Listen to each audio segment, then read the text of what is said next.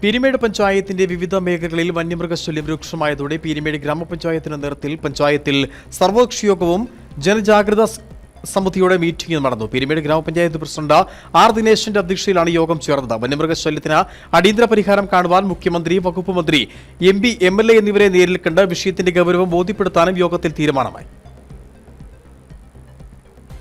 കഴിഞ്ഞ കുറച്ചു നാളുകളായി പീരിമേട് ഗ്രാമപഞ്ചായത്തിന്റെ വിവിധ മേഖലകളിൽ വന്യമൃഗശല്യം രൂക്ഷമാണ്. ആന, പുലി, കടുവ, കരടി, കാട്ടുപോത്ത് തുടങ്ങിയവയെല്ലാം ജനവാസ മേഖലയിൽ വിഹരിക്കുകയാണ്.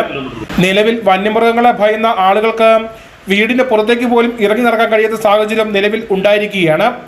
പല ആളുകളും വന്യമൃഗത്തിന്റെ അക്രമത്തിൽ നിന്ന് തലനാരിഴക്കാണ് രക്ഷപ്പെട്ടതും. പീരിമേടിന്റെ ഭരണസിരാ കേന്ദ്രമായ പീരിമേട് ടൗണിലടക്കം കഴിഞ്ഞ ദിവസം പുലി, കരടി എന്നിവ എത്തിയിരുന്നു.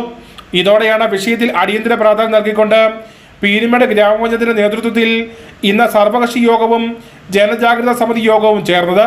പീരിമേട് ഗ്രാമപഞ്ചായത്ത് പ്രസിഡന്റ് ആർ ദിനേശന്റെ അധ്യക്ഷതയിലാണ് യോഗം ചേർന്നത്. വനം, റവന്യൂ വകുപ്പുകളുടെ പങ്കാളിത്തത്തോടെയാണ് യോഗം നടന്നത്.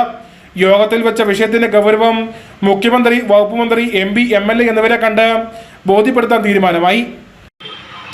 കേരളത്തിന്റെ ബഹുമാനപ്പെട്ട മുഖ്യമന്ത്രിയെയും ബഹുമാന്യായ വനം വകുപ്പിന്റെ മന്ത്രിയെയും ബഹുമാനപ്പെട്ട ഇടുക്കി MP-യെയും ബഹുമാനായ പീരിമേട് MLA-യും അടിയന്തരമായി നമുക്ക് ഇതിൻ്റെ ഇന്ന് ഇവിടെ കൂടുന്ന ഈ യോഗത്തിൻ്റെ ഒരു തീരുമാനമാക്കിക്കൊണ്ട് പഞ്ചായത്ത് കമ്മിറ്റി അതിനുവേണ്ടി റെസൊല്യൂഷൻ പാസ്സാക്കുന്നു. ഈ പറഞ്ഞ ആളുകളെ സമീപിക്കുന്നതിന് ഒരു അടിയന്തര പരിഹാരം ഉണ്ടാക്കുന്ന നടപടി വേണ്ടി തീരുമാനം ഉണ്ടാക്കുന്നു.